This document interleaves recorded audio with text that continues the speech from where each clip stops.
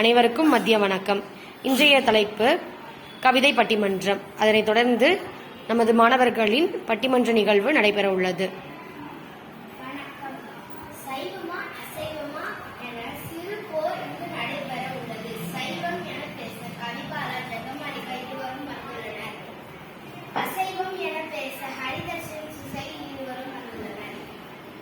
முதலில் வருவார் கவிபாலா.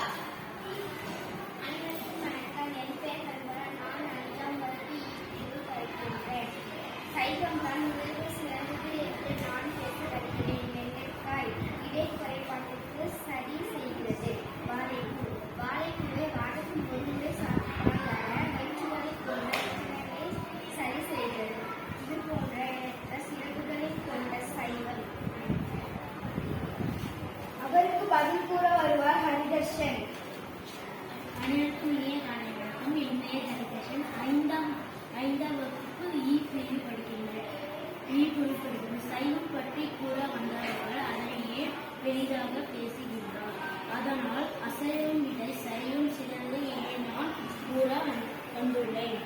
ஆடு, கோழி, மீன் போன்றவற்றில் இல்லாத உணவு சத்து காய், கீரை உள்ளது. அதனால் நடுவரே அசைவம் சிறிது ஏன் நான் தீர்ப்பு கூற வேண்டும். மூன்றாவது வருவார் ஜெகமாலிகா. அனைவருக்கும் வணக்கம். என் பெயர் ஜெகமாலிகா. நான் 5ஆம் வகுப்பு படிக்கின்றேன். பிரிவு சைவம் தான் உடலுக்கு பலன் என்று நானும் கூற விரும்புகிறேன்.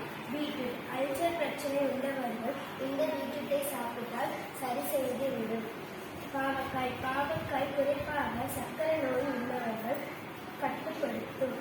கேரட்டில் உள்ள விட்டமின் ஏ கண் பார்வை குறைபாட்டை நீக்கும்.